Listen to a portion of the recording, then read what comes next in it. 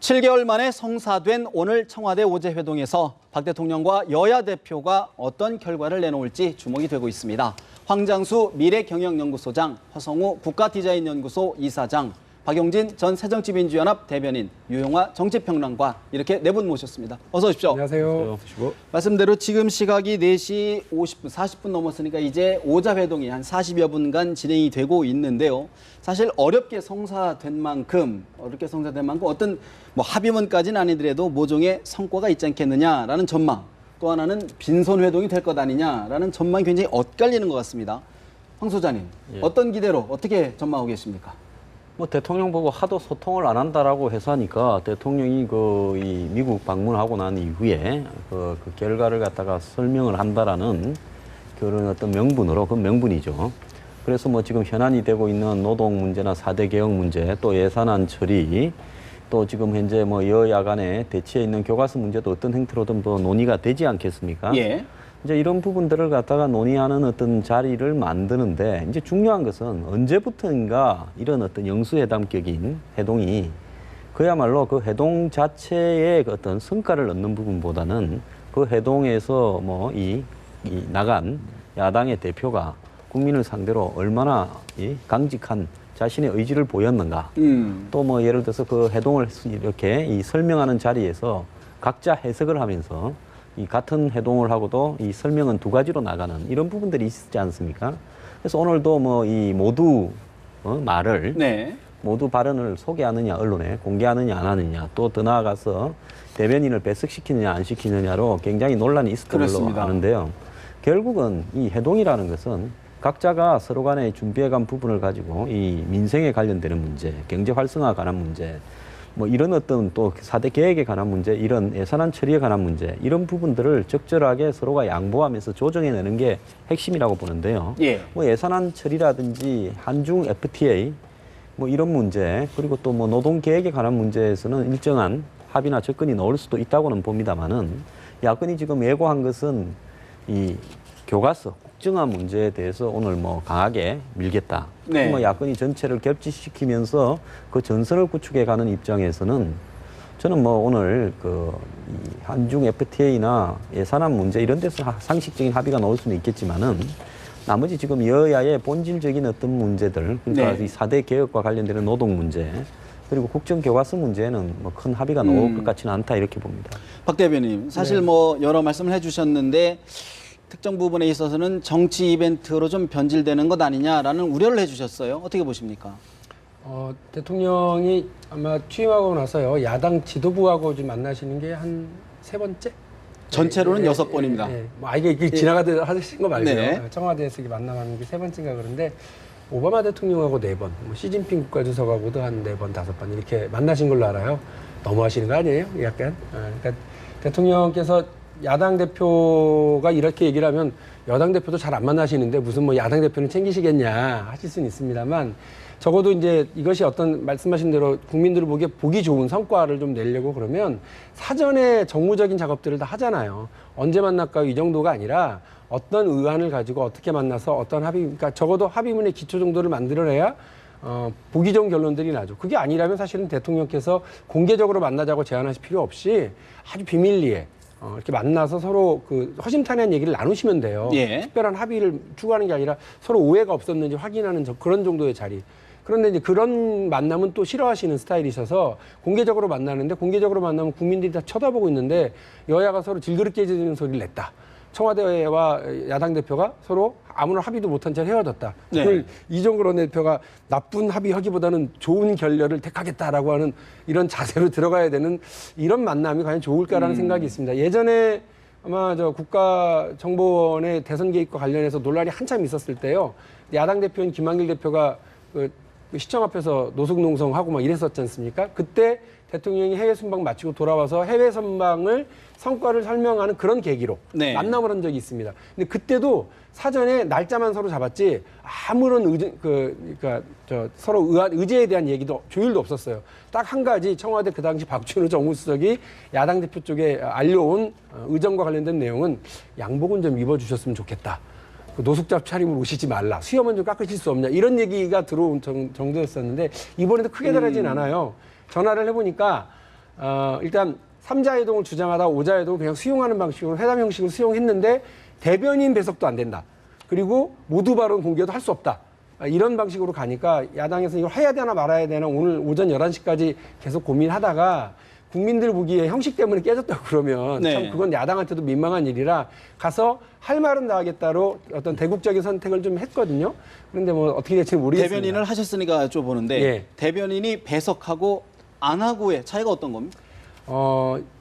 공개적인 어떤 분위기를 갖느냐와 안 갖느냐 분위기를 보시면 돼요. 그러니까 대변인이 배석해서 정확한 얘기를 서로 적고 양측에 혹은 3자의 대변인들이 네. 서로 발표문을 조율하고 이렇게 한다면 그거는 대단히 정무적이고 정치적으로 잘 조율된 방식으로 국민들에게 나갈 겁니다. 근데 그게 아니라 5분이 참여해서 5분이 각자 얘기하는 방식, 5분의 각자의 대변인이 나가서 얘기하는 방식으로 가버리면 국민들은 5명을 다 듣고 우리 기자들은 거기서 차이점을 찾아서 또 기사를 쓰겠죠. 국민들한테 혼란한 모습을 보이는 국가 지도자들의 모습이 돼서 예. 좋은 평가를 받기는 어려울 것 같아서 그게 제일 안타까운 모습입니다. 우리 허희 사장님은 지금 어떻게 전망하고 계세요? 저는 뭐 제 입장에서 볼 때는 이번에 뭐 이 지금 그 오자 회동은 예. 결국은 문재인 대표에게 결과를 따진다면 결국 달려 있다. 왜냐하면은 이제 문재인 대표 입장에서는 이번에 사실 그 청와대에서 이런 오자회담을 하자하는 근본 이유는 지난 그 방미 성과에 대한 결과 이거에 대해서 야당 대표단한테 설명하고 이해를 구하는 그런 자리라는 분명히 밝혔고 예. 그런데 이제 야당 입장에서는 그렇지 않다. 그런 여러 가지 현안들을 좀 조율하자. 뭐 이런 과정에서 아까 우리 이제 그 박 대변인 말씀하신 대로 사실은 조율도 하고 이렇게 되는데 그런 의제에 대해서는 아마 충분한 협의가 안 된 상태인 것 같아요. 그러나 어쨌든 중요한 것은 문재인 대표 입장에서는 어쨌든 응했기 때문에 예. 이 결과에 대한 걸 갖고 또 의총을 열어서 또 설명합니다. 되게 보면은 이제 청와대 갔다 오면 갔다 와서 또 의총 열어서 어떤 내용이 있었고 어떻게 우리가 했고 어떻게 대응했다.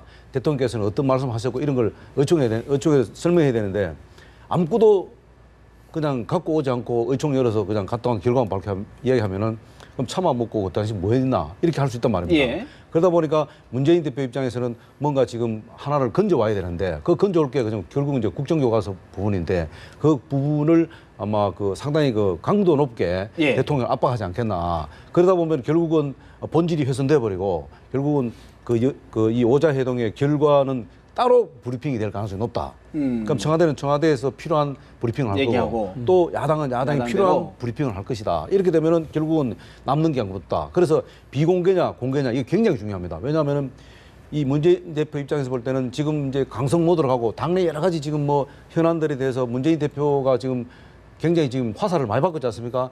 그것을 극복하기 위해서 뭔가 이 청와대 회담을 통해서 돌파를 해야 되는데 오늘 오자회담에서 돌파를 하려면은 뭔가 좀 강성 이미지를 좀 끝낼 가능성이 높다.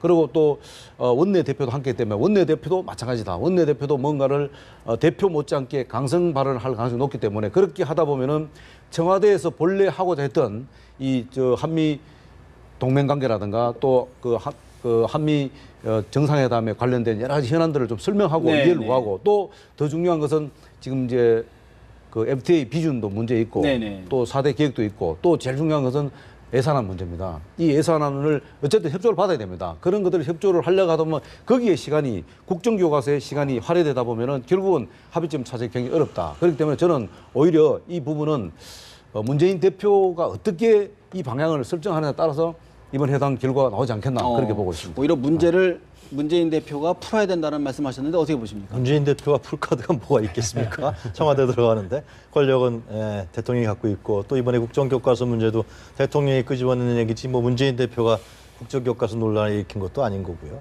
그러니까 이제 저는 그런 생각이 듭니다. 앞으로 이 국정교과서 문제는 아마 내년 총선까지 아마 여야의 아주 총선 전쟁이 될 거라고 생각이 드는데요.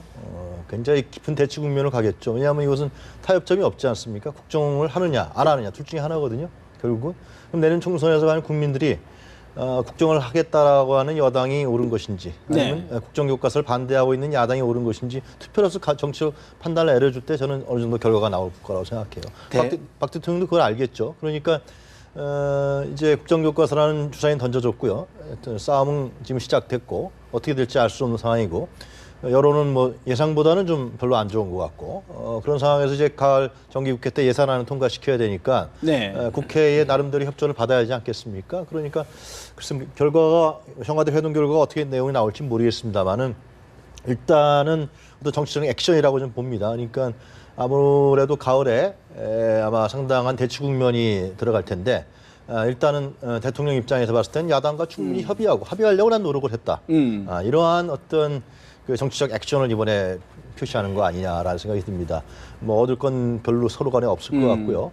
그런 의미에서 봤을 때 어떻게 보면 대통령이 더 얻는 측면이 많을 수도 있다. 국민들 입장에서 봤을 때는 대통령이 통크게 모든 걸 다 버려서 청와대를 불러서 회동을 하는데 네. 야당은 협조를 하지 않는다. 뭐 이런 인식과 이미지를 가져갈 가능성이 크다.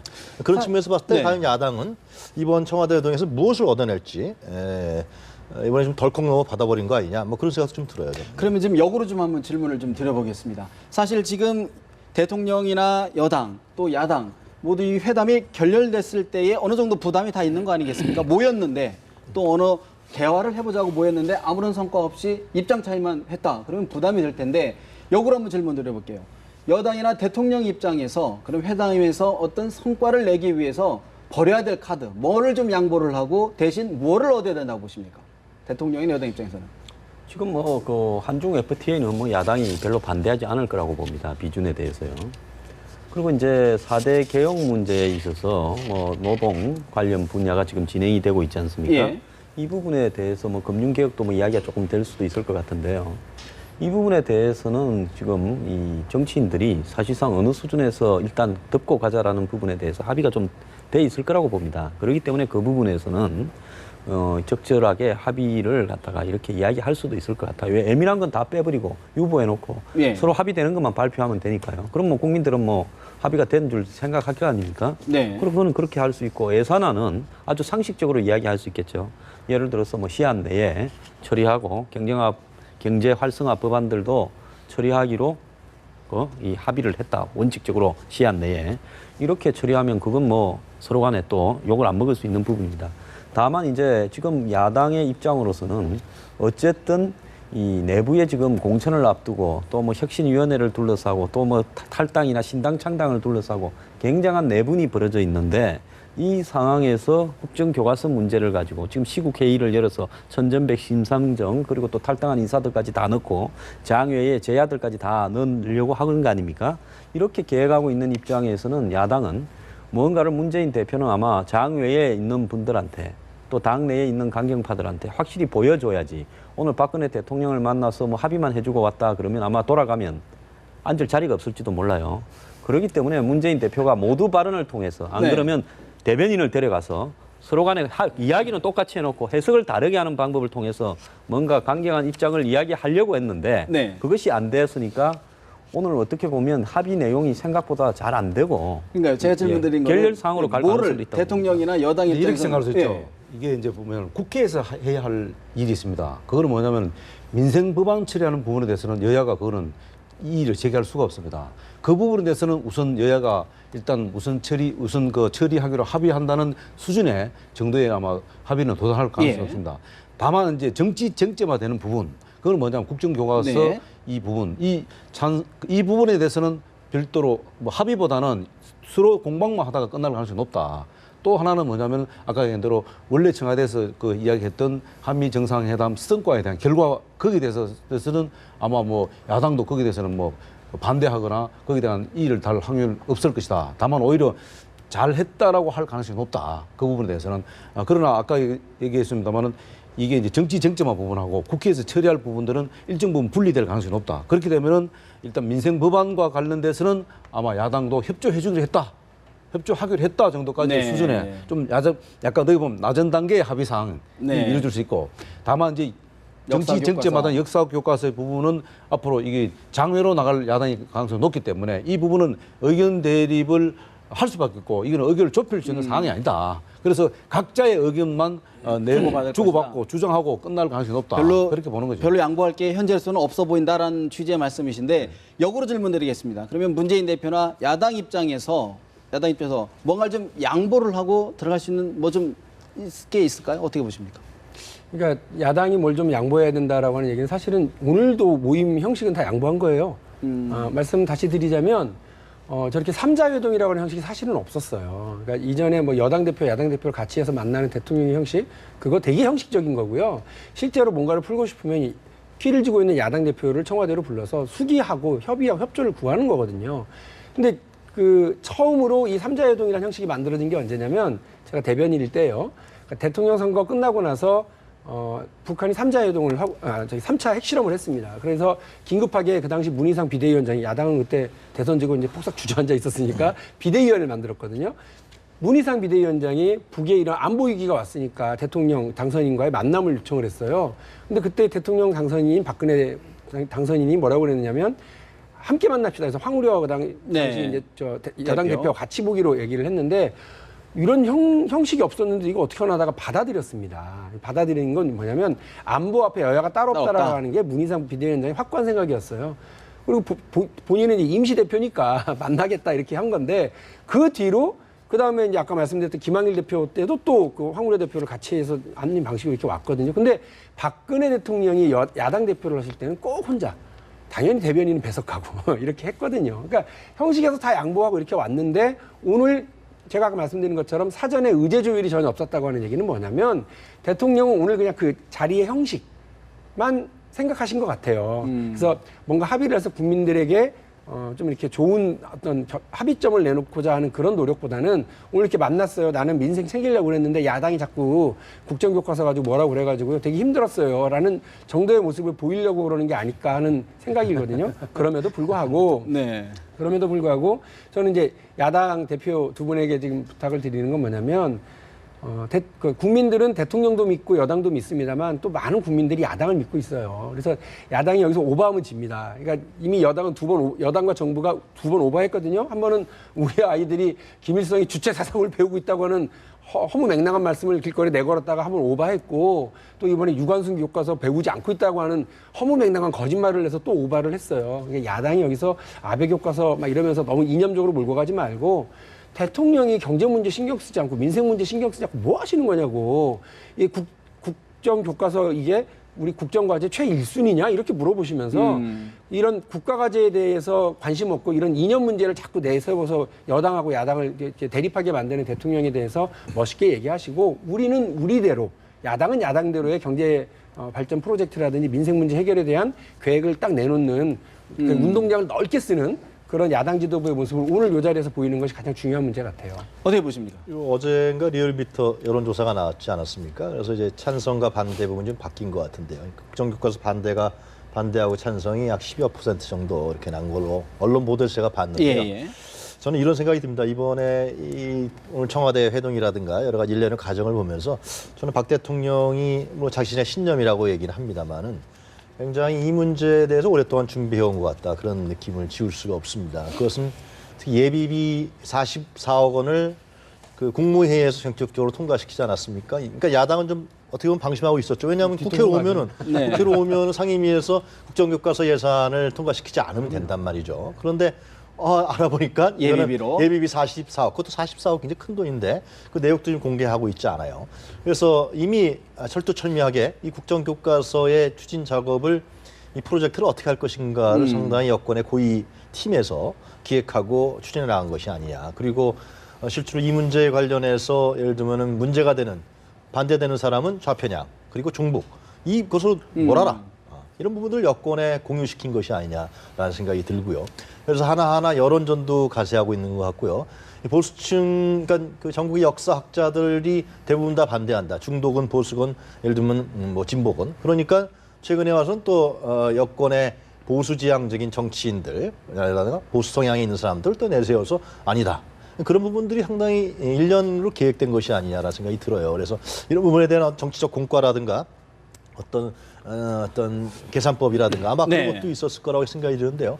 상당히 그래서 저는 야당이 야당이 그런 점들을 계시지만은 과연 그 박근혜 대통령과 청와대만큼 이번에 국정교과서의 어떤 싸움이라든가 이 국면을 야당이 지금 상당히 철저하게 준비하고 있느냐. 저는 그런 측면에서 봤을 때 청와대에 들어간 것도 과연 어느 정도의 내용과 준비를 갖고 문재인 대표가 들어가느냐, 어느 정도 정치적 성과를 받아낼 것이냐. 근데 이 싸움이 잘못되면은 여야의 정쟁으로 싸움으로 가면은 야당은 칩니다. 이거는 그렇지 않겠습니까? 이거는 교육의 문제고 국가의 미래가 담겨 있는 문제이기 때문에 이 문제를 여야의 정쟁, 정쟁으로 해서 국정교과서를 몰고 가게 되면은 거긴 야당은 말려드는 거라고 생각이 들거든요. 이것은 결국은 국가에 대한 문제고 여당도 얘기하고 있습니다만 교육에 대한 문제고 우리 사회의 미래에 관련된 문제이기 때문에 국가의 정체성에 관련된 문제이기 때문에 굉장히 중요한 싸움으로 야당이 이 문제를 잘 끌고 나가야 된다. 네. 그런 생각이 들어요. 사실 지금 전체적인 논의를 보면 뭐 다른 예산안이라든가 뭐 FTA라든가 이런 현안에 대해서는 어느 정도 아까 말씀 주셨던 낮은 단계의 어떤 합의는 되겠지만 국정교과서 관련 부분에서는 접점을 찾기 어려울 것이다라는 분위기가 좀 전체적으로 한데 황 소장님 사실 그럴 경우에는 이제 사실 전국이 급속하게 급냉하는 거 아니겠습니까? 그러면 청와대나 여당에서 추진하는 현안들도 발목을 잡힐 가능성이 매우 높은데 어떻게 됩니까? 뭐 전쟁을 하는 것도 아니고 교과서 문제 때문에 남은 전국을 갖다가 다 갱색시킨다면 그 사람이 나쁜 사람이죠. 예를 들어서 어차피 이 국정교과서를 하는 부분은 박근혜 대통령은 이 역사를 바로 세우는 것만큼 가치 있는 게 없다라고 생각을 하고 본인이 뭐 여기에 대해서 굉장히 헌신하겠다라는 각오를 보이고 있는 마당에 또 지금 집권을 한 세력이 그 부분을 통과시켜서 밀고 가겠다라는데 결국은 뭐 집필을 참가하든지 안 하든지 지금 반대하는 교수분들이요. 네. 저는 뭐 그렇게 일사불란하게 반대하는 것도 좀 문제는 있다고 봅니다. 지금 뭐 좌편향 교과서가 있다라고 하는 부분에 대해서 예를 들어서 그런 내용이 문제가 있을 수 있는데 정부가 국정화하는 것은 문제가 있을 수 있다. 이렇게 교수로 하는 분들이 좀 중도적으로 중재하는 듯한 이런 부분도 계셔야죠. 일부라도. 전부 저렇게 일사불란하게 반대하는 것은 우리가 저렇게 일사불란한 집단들이 저술한 책을 배우고 있었다. 이렇게 해석도 될 수 있는 네. 건데 그 이야기를 하고 싶어 하는 건 아니고요. 좌우간 이 문제는 내년 총선 대선까지 가서 결국은 내년 총선에서 누가 승리하느냐 또 이후에 대선에서 누가 승리하느냐에 따라 가지고 다루어질 문제이기 때문에 앞으로 만들어지지도 않을 앞으로 만들어질 이 교과서에 대해서 미리 친일이 어떠니 독재가 어떠니 그다음에 뭐 역사를 왜곡시키니 이런 이야기는 할 필요가 없고요. 현재 있는 교과서 문제가 고칠 필요가 있는지 없는 네. 건지 고친 다음에 어떤 방법으로 고치는 게 낫는지 이런 논쟁을 기술적으로 해가고 또 정부는 정부 나름대로 교과서를 만들어 가겠죠. 그러다가 예를 들어서 총선 이기고 대선 이기면 그걸로 좌절될 거 아닙니까? 그러니까 이 문제를 갖다 총선 대선에 어차피 걸어서 한번 국민들이 역사를 어떻게 바라보는 것이 오느냐 이런 어떤 부분으로 정리돼야 될 거라고 보고요. 그다음에 뭐 야권에서 반대하는 분들은 양심적이고 보수 진영에서 여기에 대해서 찬성하는 분들은 동원된 부분이다. 이런 어떤 부분으로 세상을 바라보는 시각도 저는 옳지 않다고 봅니다. 오늘 제가 한번 네네네.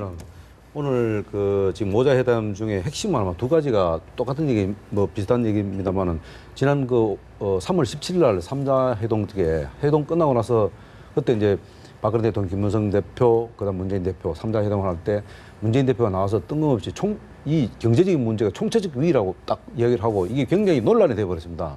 총체적 위기에 대한 어떤 팩트를 정확하게 못 댄 거죠. 근데 이번에도 마찬가지입니다.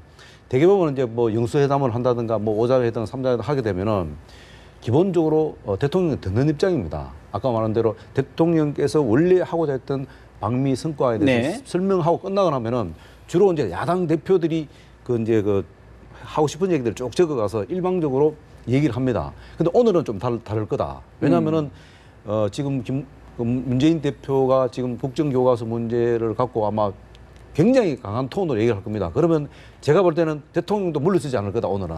거기에 대해서 상당히 나름대로 논리적으로 반박할 가능성이 높다. 그리고 또 한 가지는 아까 말한 이제 지난 3자 회동 때 총체적 위기라고 경쟁했으니까 예. 이번에 또 이제 경제 문제를 갖고 또 짚을 겁니다. 그래서 거기에 대해서 또 조목조목 짚으면 대통령 역시 마찬가지다. 거기에 대해서 지금 우리 정부가, 그리고 박근혜 정부가 지금 현재 추진하고 있고 이런 사항들이 아직까지는 성과 내기는 부족하지만은 나름대로 최선을 다하고 있다 하는 것들을 팩트 중심으로 쫙쫙쫙 내릴 겁니다. 거기에 또 김무성 대표가 상당히 또 옆에서 또 대통령의 어떤 발언에 대해서 또 거들 겁니다. 네. 이렇게 되면은 결국은 이종걸 원내대표도 문재인 대표와 보조를 맞출 거고 또 박근혜 대통령과 또 김무성 대표는 같은 보조를 맞추면서 소위 말해 박근혜 대통령이 추진하고 있는 국정 아젠다에 관련된 이런 추진 배경이라든가 또 핵심 사항들을 김무성 대가 보충 설명도 할 수 있겠죠. 그렇기 때문에 오늘은 어떻게 보면 비공개지만은 상당히 아마 논쟁이 일어날 가능성이 높다. 왜냐하면은 문재인 대표가 그것을 강하게 아마 얘기를 할 겁니다. 네. 그냥 뭐 이렇게 점잖은 수준에서 뭐 이런 우리 야당 입장이 이렇습니다. 이런 정도가 아니고 이건 하나 이제 왜냐하면 제가 아까 초두에 말씀드렸습니다만은 결과물을 갖고 나와야 되는데 그 합의상이 아니더라도 적어도 문재인 대표는 의총에서 나는 적어도 이렇게 하고 왔다.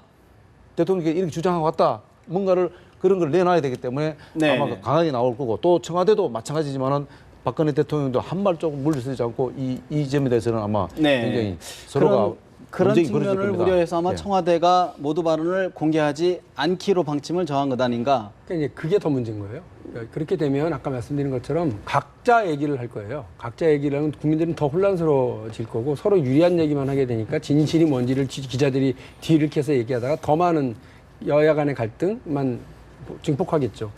그렇게 하려고 모인 건 아니잖아요. 그러니까 지금 대통령이 좀 다른 생각을 하고 계시나? 뭐 예를 들면? 이런 생각도 약간의 노림수가 있는 거 아니냐는 거예요. 아까 말씀드린 것처럼 나는 민생 문제 하려고 그랬고 나는 이렇게 하려고 그랬는데 야당이 와가지고 자꾸 이 얘기해서. 근데 실제로 지금 전부 다 그 얘기만 하잖아요. 다른 민생 문제에 대한 얘기를 하는 게 아니라 우리만 하더라도 지금 교과서 국정화 이게 가장 최대 이슈가 될 거야 이렇게 얘기를 하는데요. 경제도 위기죠 사실은. 뭐 구체적인 근거가 있느냐 아까 말씀하셨는데 지난달에 발표에 따르면 국민소득이 4년 반 만에 감소했어요. 그러니까 이명박 정부 때도 쭉 올라가다가 이제 이렇게 감소했다는 얘기입니다. 박근혜 정부 들어와서 수출 6년 반 만에 감소했어요. 되게 심각한 거죠. 그러니까 성장을 중심으로 하는 이제 보수적인 어떤 관점에서 보더라도 대단히 심각한 위기가 오고 있다라고 하는 건 다 알 수 있는 상황이에요. 근데 이런 상황에서 또 양국 한미 정상회담 잘했냐? 야당 그렇게 생각하지 않아요. 그러니까 왜냐하면 거기 가서 중국의 일방적인 어떤 외교 편향을 좀 극복하려고 했다. 아이고 잘하셨다. 그런데 갔다 와서 그 오바마 대통령이 숙제를 큰 거 줬잖아요. 저 중국이 뭐 좀 국제규범 어기면 좀 이렇게 한국도 손이 내요. 이렇게 얘기했는데 남중국해와 관련해서 남자도 나오지 않았다고 장관이 국회 와가지고 거짓말을 했단 말이에요. 근데 거기 사실 그 얘기를 했다는 거고. 그리고 또 하나 자위대 지금 한국 일본 간의 군사협력 관련해서 논의하고 있는데 자위대가 한국에 들어오느냐 마느냐 이 논란 가지고 한번 발칵 뒤집혔었는데 그 자위대가 자기들의 활동 영역을 북한으로 하게 될 때 대한민국에 우리가 왜 허락받아야 돼? 이렇게 지금 뻔뻔하게 나온 거 아닙니까? 여기에 대해서 뭐 하고 있는 거예요? 당연히 따져야죠 야당이. 경제법원과 관련해서 민생법안이라고요? 의료 민영화 관련이 법안이라고 의료계가 반대하고 있는 사안인데 의료인들도 반대하는 사안인데 그걸 누가 민생법안이라고 얘기를 합니까? 서로 간격이 되게 넓다는 말씀을 드리는 겁니다. 노동개혁도 마찬가지고요. 그런데 이와 관련해서 대통령이 야당 대표, 원내대표를 불러서 법안 통과와 여러 예산 문제에 대한 협조를 구하려고 그러면 서로 의제를 잘 논의하고 사전에 많은 대화들이 오고 가는 상태에서 해야 되는데 지금 이렇게 딱 불러서 얘기하겠다고 하는 형식과 진행되는 걸 보면 뭐 제가 볼 때는 그냥 한번 시원하게 한번 싸워볼 생각으로 자리를 마련한 건 아닐까. 이미 답은 나와 있다. 그런 우려를 하고 있는 겁니다. 아마 우리 두 분 선생님께서도 비슷한 느낌을 지금 가지고 계신 것 같아요. 좋은 결과 나오긴 어려워요. 우리가 말하는 좋은 결과란 국민들이 박수치고 합의가 돼서 그야말로 반보라도 전진되는 그런 건데 제가 볼 땐 그런 가능성은 거의 없이 대통령이 바라는 것 따로 야당 대표들이 바라는 것 따로 이렇게 있는 상태에서 요 자리가 마련된 건 대단히 우려스러운 것 같아요. 그러니까 대통령이 이렇게 많은 국정과제와 국정과제를 둘러싼 여야 간의 시각 차이가 있는데도 불구하고 왜 굳이 국정교과서 그것만 앞세워서 확 밀어붙이는 바람에 여야 간의 대립을 더 가파르게 만들어 놓고 이제 와서 협조 좀 해주세요 얘기하는 거. 남의 집 안에다가 뭐 이렇게 돌멩이랑 다 던져놓고 나서 사이좋게 지내자고 얘기하는 것처럼 마련된 깨진 유리창 어떡하라고. 오히려 자칫 이번 회동이 전국을 더 얼어붙게 할 것 같은 느낌이 들어요. 것이다. 그건 깨질 거를 결렬될 걸 알고서 청와대로 불렀다 그러면은 적시적 노림수가 상당히 고단수인 것이고요. 저는 이 지식인 사회에서 국정화 문제에 대해서 굉장히 심각하게 받아들인 분위기로 가는 것 같습니다. 오늘도 서울대학의 역사계열 교수 36명이 반대한다는 성명을 냈는데요. 단순하게 집필 거부가 아니라 심의라든가 참여라든가 모든 것에 참여하지 않겠다라는 거거든요. 그러니까 두 가지 각도에서 지금 보고 있는 것 같아요. 지식인 사회에서는. 그러니까 첫 번째로는 이것이 우리 청소년들에게 전체주의적 교육 입장에서 하기 때문에 교육이 인간을 완전히 단일화시키는 네. 아주 그릇된 외국에서 지금 주목하고 있지 않습니까? 지금 그러한 거로 갈 수 있다. 역사의 다양성을 인정하지 않는 교육 시스템으로 갈 가능성이 있다라는 거. 두 번째는 상당수 지식인들이 지금 전국의 대학 교수들이 상당히 지금 참여하고 있는데 그 이유는 뭐냐 하면은 이 학문의 자유와 어떤 민주주의 부분들의 가치가 국가 권력에 의해서 재단된다는 것을 두려워하는 겁니다. 지금 현재. 그러니까 김무성 대표는 학자의 90%가 좌익이라 그랬는데 하여튼 그건 전혀 근거 없는 얘기고 실제로 성명에 참여한 그 교수들의 면면을 보면은 일칭 진보적인 학자라도 있지만 보수적인 학자들, 중도성의 학자들이 상당수 참여하고 있습니다. 그 이유는 뭐냐 하면은 자신이 연구하고 있는 학문의 자유가 국가 권력이 국사 교과서를 만드는 데 인해서 실제로 학생들에게 전체주의적 교육을 시킨다는 것뿐만이 아니라 우리나라의 여태까지 민주화 투쟁으로 일궈낸 학문의 자유 이 부분까지도 박근혜 정권이 훼손시키려고 한다. 이러한 위기의식을 현재 갖고 있는 거죠. 그래서 지식인 사회가 동요하고 있는 거고 학생들도 아마 교수들이 동요하면서 학생들도 이 문제에 대해서 굉장히 심각하게 바라보는 것 같고요. 그래서 이 점에 대해서는 아마 제가 보기엔 박근혜 정권의 이 국정교과서 프로젝트를 시킨 사람 팀들이 이렇게까지 확산될지는 모르지 않았을까 생각이 들어요. 어느 정도 저항이 있을 거라고 생각했겠죠. 그런 중북 문제라든가 좌편향 문제로 해서 하여튼 일거에 몰고 가서 우리가 호기의 성과를 거두자 이렇게 했는데 상당히 전국적으로 지식인 사회에 퍼지고 있기 때문에 그래서 청와대 해동도 급하게 하여튼간에 좀 한번 좀 건너뛰어야 되는 거 아니냐. 하여튼 그런 액션을 취해야 되는 거 아니냐. 그래서 기획된 거 아니냐 생각이 들어요. 네. 예, 대한민국 국민이 지식인들이 끝나고 끌려가는 것도 아닙니다. 국민적 여론이라는 것은 시간이 흐름에 따라서 그다음에 이 토론이 진행됨에 따라서 국민들이 지켜보고 있다가 이제 여론이 형성되겠죠. 그래서 아직 초반전이기 때문에 여론조사 몇 프로 나중에 여론 뒤집어지면 그때는 또 어떻게 대답할 겁니까? 그러니까 여론조사 가지고 이야기할 부분은 아니고요. 자유에는 책임이 따르고 그다음에 다양성에는 그 다양성을 존중하는 부분에 있어서 전체 흐름이 틀을 벗어나지 않아야 된다. 사회체제에. 그런 부분이 있습니다. 그렇다면 교수나 지식인들이 서울대 교수들 뭐 했습니까? 예를 들어서 7개 교과서가 성향에 문제가 있다라고 지적하는 사람이 많습니다. 그러면 오늘 예를 들어서 발표하는 어떤 부분에 다양성이나 자유만을 이야기할 게 아니라 현재 교과서에 문제가 있는가 없는가에 대해서 정확하게 이야기를 해야 돼요. 그리고 국사학을 가르치는 그런 어떤 교수나 교사들이 그동안 제대로 했는가 못 했는가에 대한 자기 이야기도 좀 해야 되겠죠. 네. 그런 부분을 제외한 채 마치 국정화라는 어떤 방법론에 있어서 잘못된 부분, 그리고 그것이 독재주의라든지 정근대적인 방법으로 대행적으로 작용한다라고 이야기하는 것은 잘못된 거라고 저는 보고 있습니다.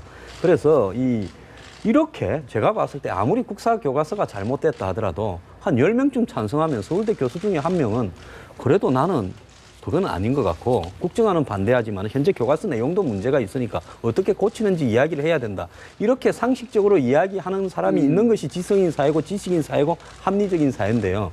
저렇게 교수들이 패거리를 지어가지고 전부 한쪽으로 한다는 것은 그동안에 먹고 사는 어떤 이해관계에 관련이 있는 것인지 안 그러면 그동안에 이쪽 판들이 일방적인 한쪽의 사상만이 한마디로 존재할 수 있게끔 그렇게 이 메커니즘이나 그 계파가 짜여져서 그런 것인지 그런 부분에서 정말로 지성인인가 의심스럽습니다. 네. 저는 이번에 제가 한 말씀 드릴게요. 그러세요.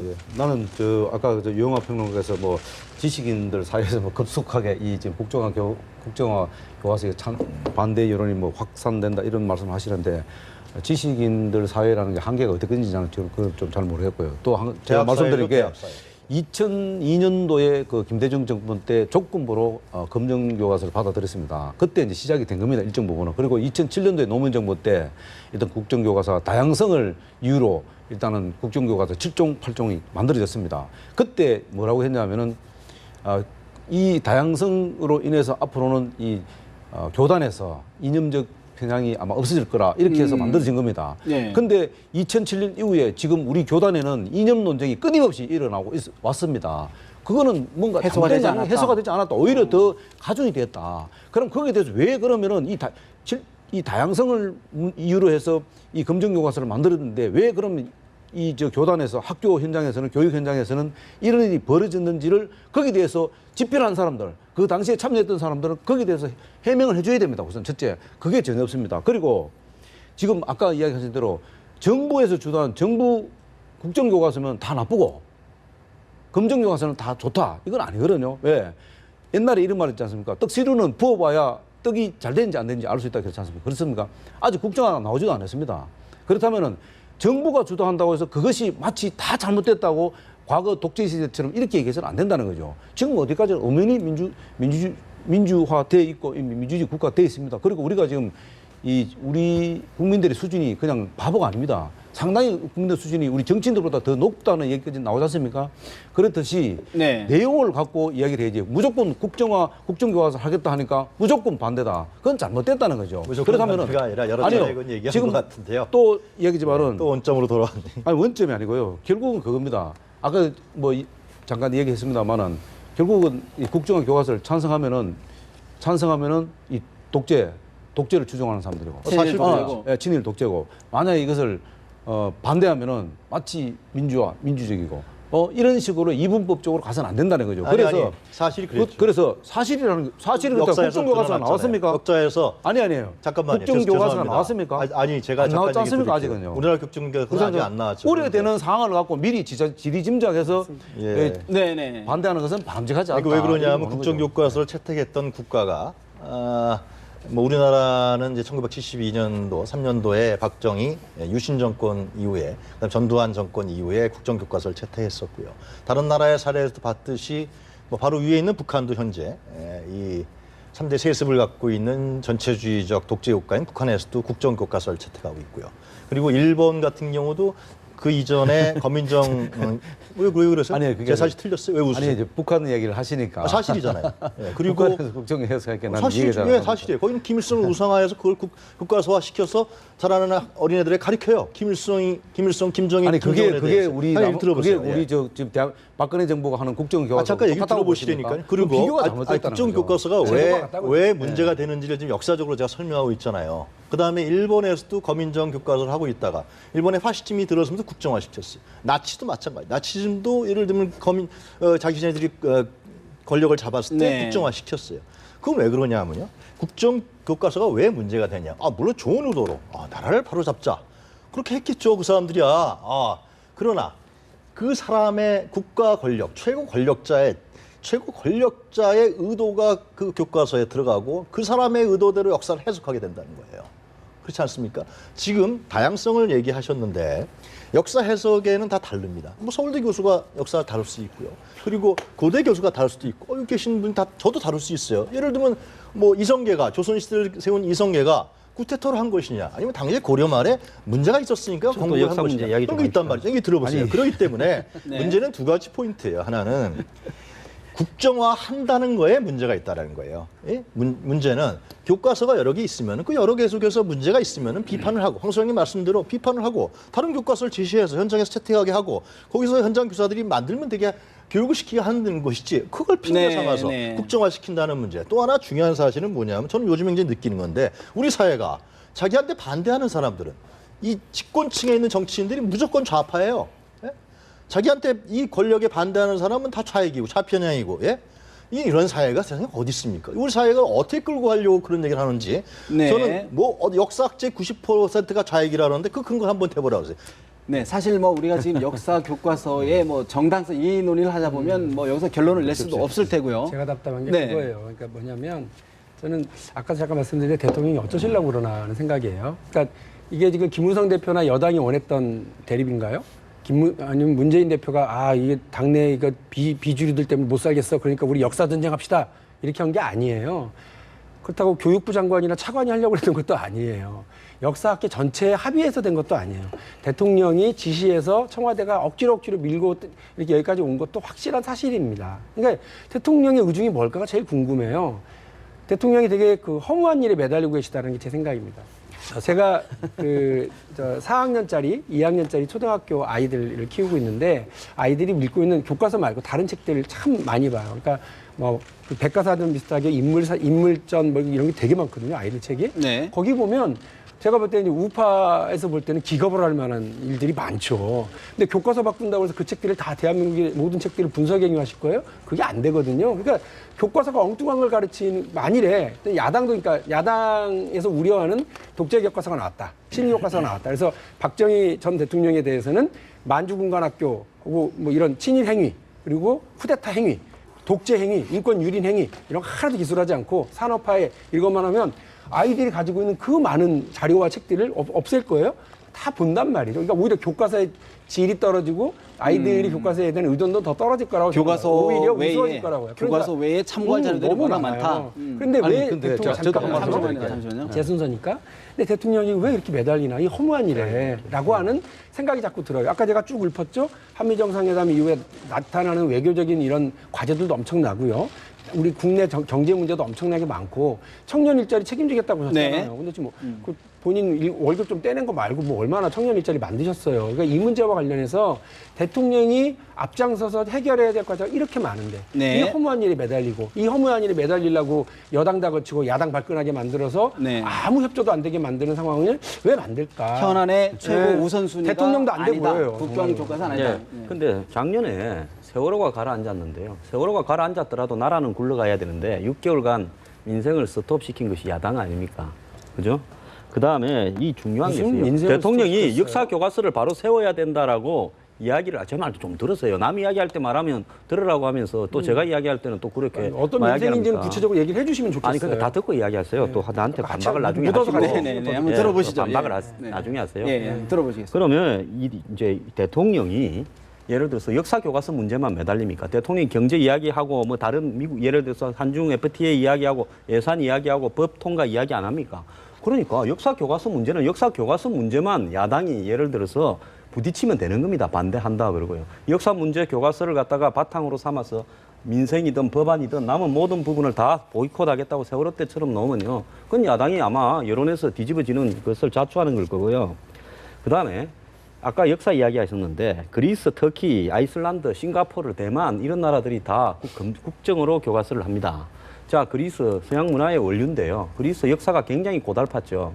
오스만 투르크의 식민지도 있었고 그렇기 때문에 그리스는 역사를 제대로 써야 된다고 OECD 국가지만은 별도로 국정으로 해요. 터키 자 정교 분리를 오스만 투르크에서 케말 파사가 독립하면서 가면서 정교 분리의 원칙이나 여러 가지를 담기 위해서 터키도 이 자신의 네. 독자적인 부분 때문에 터키가 세대 이슬람국이지만 국정을 해요. 그다음 아이슬란드, 스웨덴이나 덴마크 사이, 러시아 사이에서 끼어가지고 조그만 섬나라가 살아왔기 때문에 국정으로 하는 겁니다. 자, 싱가포르, 한마디로 말레이시아 남단의 조그마한 도시 국가가 중화적인 어떤 중국이나 이런 부분에 흡슬려 가지 않기 위해서 나름대로 국정을 하고 대만도 마찬가지로 중국하고 대립을 하고 있기 때문에 국사만은 국정교과서를 하고 있어요. 이런 상황 속에서 한국이 북한과 분단되어 있는 특수한 부분, 전쟁을 치렀습니다. 또 서로 공산주의, 자본주의, 민주주의 이런 부분으로 대립을 하면서 이념적 가치에서 현재까지도 이기느냐 지느냐 네. 전쟁을 하고 있고 불과 두어 달 전만 해도 전쟁 직전까지 갔습니다. 이런 상황에서 최소한의 역사의 가치 부분에서 가이드라인을 자유민주주의, 자본주의 체제의 기본적인 부분을 부정하거나 냉소적으로 비하하거나 하는 이런 부분, 또 과거에 이 국가가 탄생하도록 했던 과정에 대해서 한쪽은 미하고 한쪽은 이 반론 이런 부분들은 적어도 균형을 네. 돌리겠다라는 게 이번에 국정교과서의 본질인 알겠습니다. 겁니다. 역사 교과서 뭐 원론적인 말씀을 한번 짧게 하겠습니다. 예. 아까 지금 우리 박 대표님께서 뭐 어떤 의도로 말씀하셨는지 모르겠습니다만은 그 우리 박근혜 대통령께서 허무한 일에 너무 매달리고 있다 이렇게 얘기하시는데 저는 이렇게 생각합니다. 적어도 대통령도 정치 나름대로 대통령의 어떤 발언이나 이런 것들이 다 정치 행위면서도 또 대통령 정치 나름대로 신념이 있습니다. 그리고 임기 5년 동안 대통령께서 하고 싶은 일을 할 수 있습니다. 그런데 문제는 뭐냐면은 대통령이 볼 때는 이 교과서가 역사 왜곡된 부분이 상당히 많은 부분들을 바로잡겠다는데 그게 왜 나쁜 건지 그리고 지금 반대하는 쪽 그냥 그러니까 국정교과서를 반대하는 사람 입장에서는 그 아버지인 박정희 대통령을 미화시키기 위해서 다시 국정교과서를 만든다 이렇게 연결시키는데 아니 우리 역사 교과서가 다 박정희 대통령 교과서가 다 되어 있습니까? 그렇지 않습니다. 그거는 전 근현대 과정에서 일부 그러니까 박정희 대통령의 어떤 일부분 들어가 있는지 그게 전체 역사 교과서에 다 들어간 거 아니지 않습니까? 그 외에 지금 이야기했다는 역사를 왜곡한 부분들이 있기 때문에 그 부분을 바로잡아 보겠다는 겁니다. 그 바로잡기 위해서 수단을 국정교과서로 하자는 겁니다. 그러면은 그 국정교과서 하자 했을 적에 내용을 그러면 어떻게 담을 건지, 그럼 누가 할 것인지 이런 부분에 대해서 야당이 그거에 대해서 반론을 제기하면 되는 겁니다. 의견을 내라. 그렇죠. 그런데 국정교과서 하겠다니까 대통령이 어떤 자기 나름 갖고 있는 어떤 왜곡된 부분을 다시 또 국정교과서를 통해서 하지 않겠다. 이런 지리짐작으로 해서는 안 된다는 안 된다. 거죠. 2012년도에 박근혜 대통령 그리고 지금 아까 저 영화 잠시만요. 그렇죠. 근데 아까 사례를 들었는데 그건 다 2차 대전 때 이야기입니다. 그 오래된 이야기들이고 지금은 우리는 남북 분단이 지금 돼 있고 현재 지금 엄연한 현실입니다. 전 세계에서 우리가 남북 분단으로 돼서 이렇게 대치당한 우리나라밖에 없어요. 이런 상황에서 예를 들어서 북한을 미한다든가 어떻게 우리는 헌법을 중심으로 네. 국정교과서를 만드는 거 아니겠습니까? 그렇다면은 북한을 미한다든가 북한을 찬양하는 부분이 있다면 수정돼야 되는 거 아닙니까? 그러니까 그런 부분이 어디 그 있어요? 남북 분단 네? 어디 얘기를 있다는 하면서 이유가 없습니까, 그게? 남북 분단 얘기를 하면서 국정교과서를 해야 된다는 논리가 나오는 게 사실인데요. 지금 현재 이런 문제가 있습니다. 남북 분단 문제에서 대치하고 있고 북한이 우리의 군사적으로는 적 아니겠습니까? 네. 그리고 또 우리의 자라난 청소년들이 북한의 주체 사상에 예를 들면 동화되면 안 되겠죠. 그건 안 되겠죠, 당연히.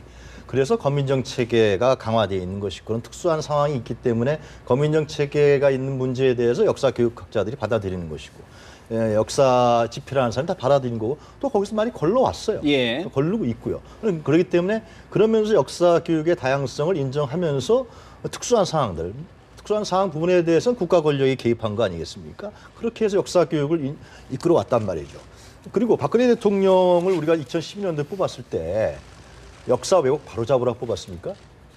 국가 잘 운영하라고 뽑았죠. 역사 왜곡에 대한 문제라든가 이런 부분들은 네, 네. 박근혜 대통령의 생각이 옳은지 틀린지는 모르지만 그 대통령이 바로잡는 게 아니고요. 역사학계에서 바로잡는 겁니다. 역사학계에서 많은 토론가, 비판가, 역사학자들이 그 논의 속에서 공통 분모를 만들어내고 네, 네. 하는 것입니다. 알겠습니다. 예, 제가 짧게, 짧게 말씀드리면 예. 아까 이제 민생 스톱시키고 뭐 세월호 때 난리 쳤다고 야당이 그러셨는데 난리 쳤다 안 했고 그 인생이 6개 중단됐- 법안이요. 야당이 지속적으로 문제가 많다라고 얘기했던 법안을 제외하고는 다 통과됐잖아요. 오히려 배가 가라앉고 있는데 7시간 동안 속수무책으로 있었던 대통령과 정부가 문제고 그리고 나서 기껏 내놓는 대책이라는 게 해경 해체한 거 말고 뭐가 있습니까? 이런 민생 문제에 대해서 오히려 논의를 해야 되는데 네. 대통령이 나서가지고 쩔쩔매고 있는 교육부 총리 등 떠밀고 여당 등 떠밀어 이렇게 난리판을 만들 만큼 국가 상황이 한가 네. 이렇게 험한 일을 하시는가 그걸 답답해서 자, 지적을 이제 드리는 사실 거예요. 저희의 역사 교과서 문제는 이제 가치관, 어떤 뭐 사관의 문제이기 때문에 합의점, 접점을 찾기는 참 쉽지 않은 논제이고요. 지금 5자 회동이 사실 어렵게 성사됐기 때문에 이 5자 회동을 계기로 앞으로의 전국이 좀 어떻게 좀 풀려 나가야 되는지 30초씩 정리를 황 소장님부터 먼저 좀 해주시죠. 그럼 잘 풀려야 된다는 당위성하고 또 실제로 잘 풀릴 것인가 하는 거하고는 별개인데요. 그 야권 내부 상황이 상당히 복잡하고 어차피 민생과 별도로 역사 교과서 문제는 보수 정권으로서는 한번 역사의 가치를 제대로 세우고 가야 된다는 것을 야권은 또 진보나 제야는 예를 들어서 민생만 중요한지 모르겠는데 보수는 정신도 굉장히 중요합니다. 그렇기 때문에 그 가치를 세우는 부분은요. 지속된 장기적인 레이스가 될 거고 그럼 대선이나 총선에서 이겼어. 바로 세우십시오. 우리 보수 진영은 이 부분을 가지고 또 총선 대선에서 계속 이겨서 바로 잡아서 계속 유지하겠습니다. 네, 우리 그 역사를 보수 진영이든 진보 진영이든 마찬가지라고 생각하는데 내가 옳으니까 그 역사를 바로잡겠다라는 그 사고 자체가 얼마나 위험한 사상이라는 것을 우리 역사 속에서 우리는 많이 배우고 있습니다. 역사 해석과 사상에 대한 부분들은 자기 자신이 옳다.